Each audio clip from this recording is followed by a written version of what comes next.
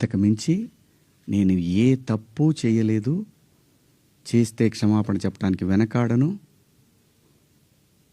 నేను ఎదురుదాడికి కూడా వెళ్ళే మనిషిని కాదు. నేను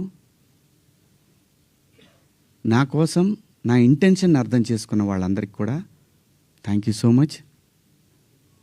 ముఖ్యంగా అనసూయ గారు నా ఇన్సెక్యూరిటీ గురించి మాట్లాడారు. అవునమ్మా, మా హీరోయిన్ని అలా వెళ్ళినప్పుడు, దాడులు చేసినప్పుడు భయం ఉంటుందని, వాళ్ళు బాధపడతారని, ఒకవేళ జరగరాంది ఏమైనా జరిగితే ఆత్మహత్యలు చేసుకుంటారని నాకు ఇన్సెక్యూరిటీ ఉందమ్మా. ఇంకోటి, నా మీద మీరు జాలి చూపించారు, ఐ పిటీ హిమ్ అని. చాలా థ్యాంక్స్ అమ్మా.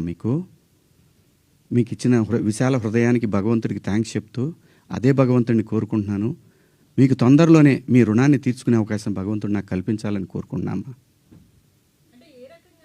అమ్మా, అంటే ఎవరన్నా ఆవిడ్ని ఎక్కడన్నా ఇబ్బంది పెడితే ఇది తప్పురా అని ఖండించడానికి నేను కూడా వెళ్ళాలి అని, అంతేనమ్మా.